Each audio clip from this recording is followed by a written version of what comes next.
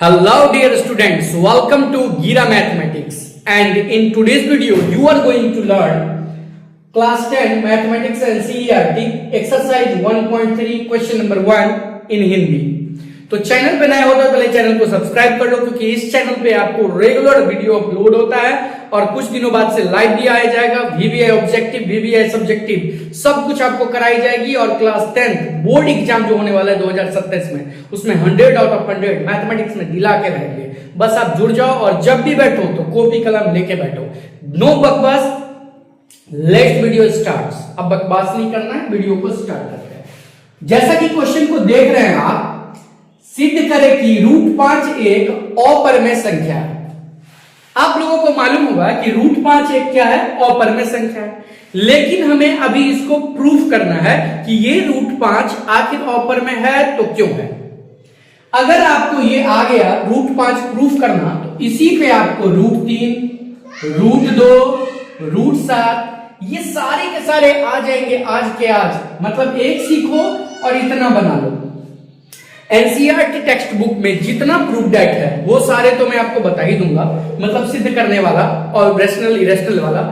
तो उसके बाद जो है सो और भी अभी हाल फिलहाल में कुछ इस टाइप का भी आ रहा है ना, इसको सिद्ध करना है कि ऑपर में है। ये सभी बताऊंगा इस चैनल में, बस चैनल को आप सब्सक्राइब करके जुड़े रहो। फिलहाल हम ये सीखते हैं और इससे रिलेटेड जितना होगा आप अपने घर पे जरूर से जरूर ट्राई कीजिएगा। तो आइए, बहुत ज्यादा बात करेंगे और बहुत कुछ समझा दिए। सबसे पहले लाइन में आपको लिखना है, देखिए अपरिमेय सिद्ध करना है, लेकिन आपको परमेय इसका उल्टा मानना है। तो लिखिएगा, माना √5 एक परिमेय संख्या है। ठीक है, यहां हल लिख के डॉट डॉट डैश। माना √5 एक क्या है? परिमेय संख्या। ठीक, इसका उल्टा मान लीजिए। आपको पहला लाइन यही लिखना है, एकदम याद कर लीजिए। सबसे पहले मानना है कि परिमेय है। देखिए अपरिमेय सिद्ध करना है, लेकिन क्या मान रहे हैं? परिमेय। इस बात को मेन याद रखिए। पहला लाइन लिखिएगा ना, टीचर उसी से आधा समझ जाएगा, बच्चे को आता है। माना √5 एक क्या है? परिमेय संख्या। तब √5 बराबर P/Q। ठीक है, जहां P तथा Q सहअभाज्य पूर्णांक है। ठीक है, जहां P तथा Q क्या है? सहअभाज्य पूर्णांक है तथा Q नॉट इक्वल टू 0 है। बस ये दो लाइन आपको याद रख लेना है। सबसे पहला लाइन क्या लिखे? माना √5 एक परिमेय संख्या है।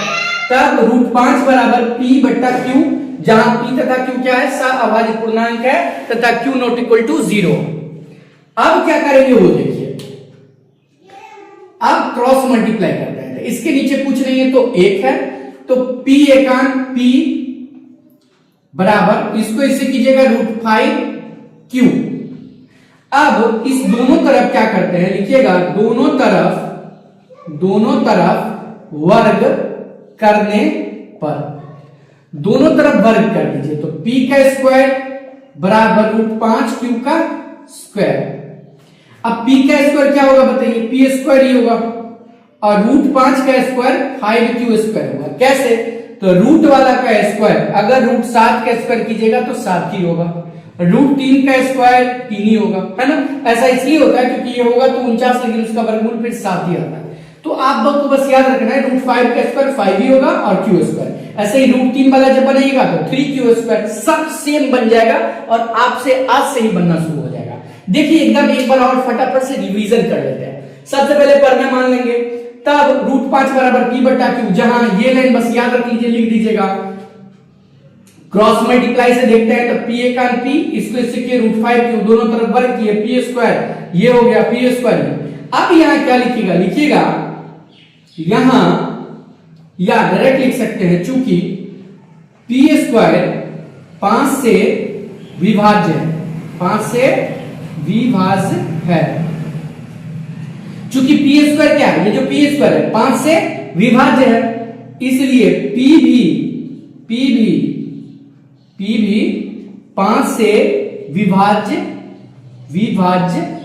होगा। और इसको बोल दीजिएगा कथन ए, यानी कि स्टेटमेंट 1 है। तो एक मतलब ए है। स्टेटमेंट ए क्या बता रहा है कि P 5 से विभाज्य होगा, है ना। यानी कि आपको बस याद रखना है, इतना करने के बाद लिखिएगा P² 5 से विभाज्य है, इसलिए P भी क्या होगा, 5 से विभाज्य होगा।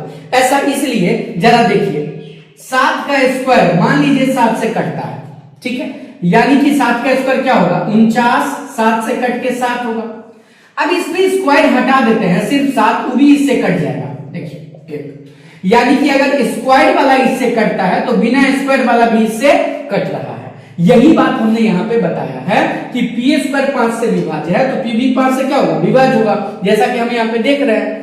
अब देखिए क्या करना है, अगला स्टेप में लिखिएगा P बराबर 5m, यहां लिख दीजिएगा माना, ठीक है। माना P बराबर क्या मानिए 5m, यहां जो है उतार दीजिएगा m, जहां लिख दीजिएगा जहां m एक पूर्णांक है। हम अपने मन से m को मान लिए हैं एक पूर्णांक, ठीक है। P बराबर हमने क्या मान लिया 5। इसके बाद बाकी को हम क्या करते हैं, इरेज करते हैं, इसको हटाते हैं। अब आगे का देखिए P बराबर हमने क्या मान लिया 5 है। अब इस P का जो मान है ना, वो समीकरण देखिए, ये जो आप देखे थे यहां पर, इसको आप समीकरण 1 बोल दीजिए। समीकरण 1 है और ये स्टेटमेंट A है। और इस P का जो P बराबर जो 5m लिए हैं, इसको समीकरण 1 में रखते हैं। किस में रखते हैं, 1 में। तो आइए लिखते हैं समीकरण 1 में P का मान क्या करने पर, रखने पर। अब समीकरण 1 आप देख सकते हो, ये है, क्या लिखा है P² बराबर 5Q²। तो यहां हम P² नहीं लिखते हैं, P के जगह डायरेक्ट क्या लिख देते हैं 5m, यहां लिखिए, यही रखना है ना P के जगह, तो यहां पे 5m, तो क्या लिखेंगे बताइए 5m का स्क्वायर, क्योंकि P पर स्क्वायर था। अब बराबर क्या हो जाएगा 5Q², ठीक है। अब ये कितना हो जाएगा आप ही बताइए, 25m² बराबर 5Q², ठीक है।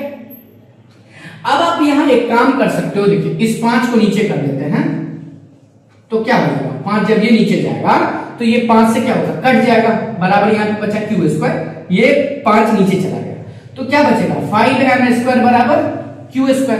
अब यहां ध्यान से देखिए Q² 5 से क्या है, विभाज्य है, लिखेंगे क्या लिखेंगे, देखिए ई लाइन को अच्छे से फिर से एक बार मैं समझा देता हूं, आइए समझते हैं। P की जगह हमने क्या रखा 5m, तो 5m का स्क्वायर बराबर का बराबर, और इसको ऐसे ही उतार दिया, ठीक है। अब देखिए इस 5 को हम क्या करेंगे, अगर हम इसको स्क्वायर करते हैं तो 25m² होगा, और ये 5Q², यहां पर Q² निकालेंगे तो 5 कहां जाएगा, नीचे, और 5 से जब 25 में डिवाइड करेंगे तो 5m² बराबर Q²। और इसको जरा देखिए सेम टू सेम अभी थोड़ा सा लग रहा है, तो जो ये लिखे थे ना P के साथ, वही अब लिखेंगे किसके साथ, Q के साथ। तो लिखेंगे चूंकि Q² 5 से विभाज्य है, इसलिए Q भी 5 से विभाज्य होगा। और इसको आप स्टेटमेंट B बोल देना, सब लाइन से लिखेगा, ये स्टेटमेंट 1, ये स्टेटमेंट मतलब A, ये B, यानी कि ये कथन A, ये कथन B। अब आप कथन A को पढ़िए, P भी 5 से भाज्य है, B को पढ़िए Q भी 5 से भाज्य है।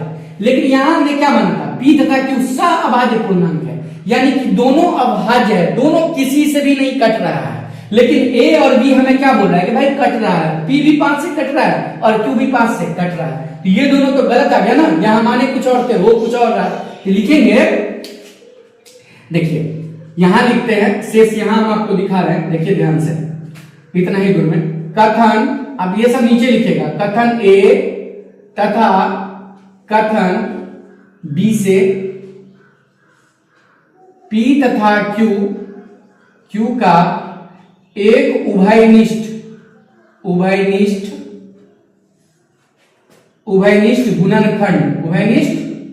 गुणनखंड, P तथा Q का एक उभयनिष्ठ गुणनखंड क्या है, 5 है। अतः हमारी मान्यता गलत है, अतः हमारी, यहां साफ साफ लिखिएगा, अतः हमारी मान्यता गलत है, मान्यता क्या है, गलत है।